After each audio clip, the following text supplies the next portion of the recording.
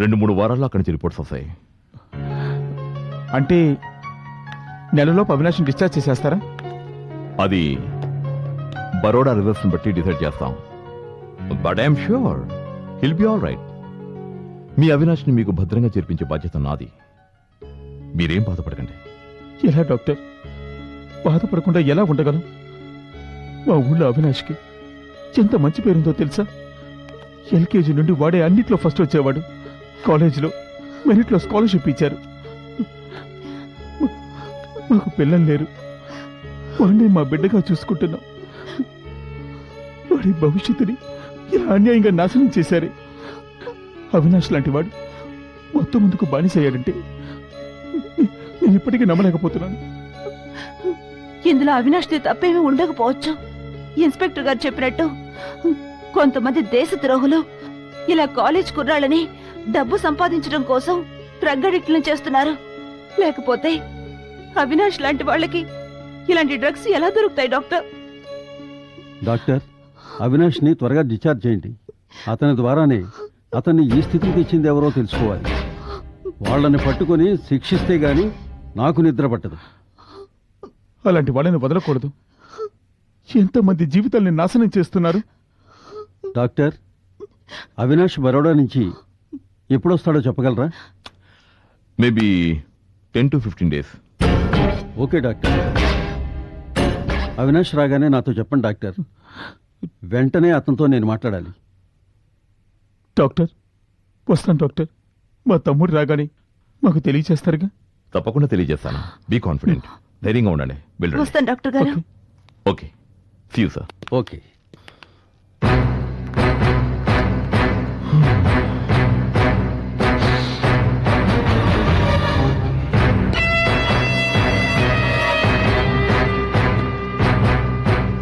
Sir,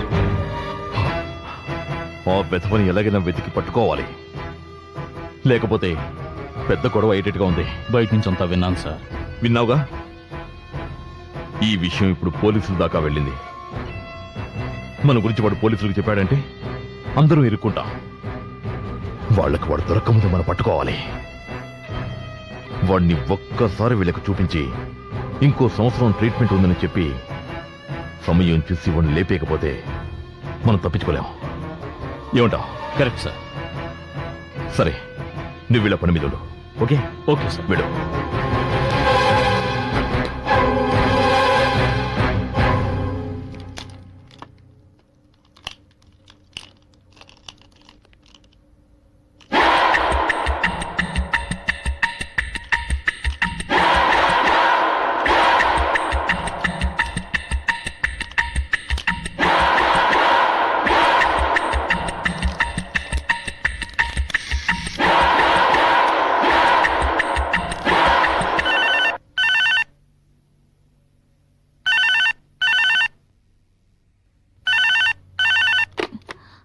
hello. Hello madam, మేమే line testing చేశాం.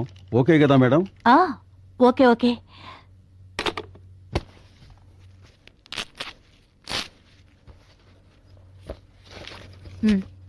Thank you madam. మంచిది. వస్తాం.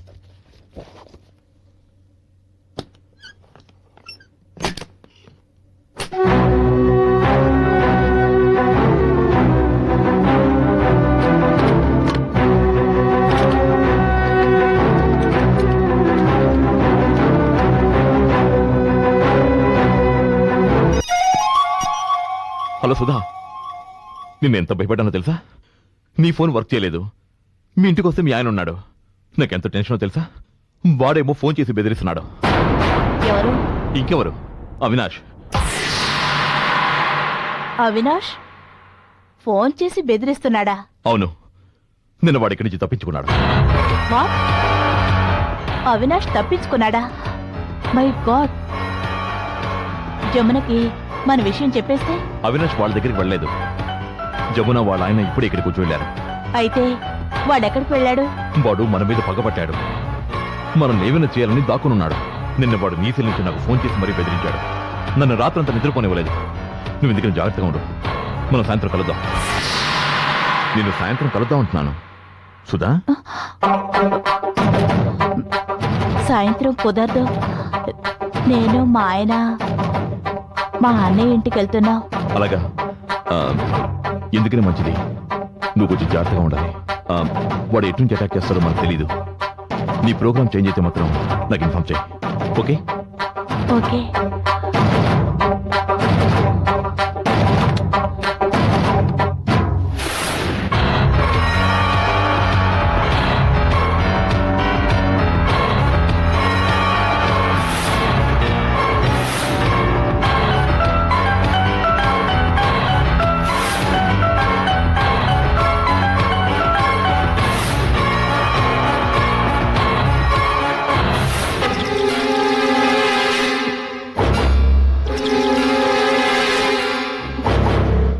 అవును, నేనే వెళ్ళి గొళ్ళం తీశాను. ఆ తర్వాత ఆయన ఇంట్లోకి వచ్చారు. అంటే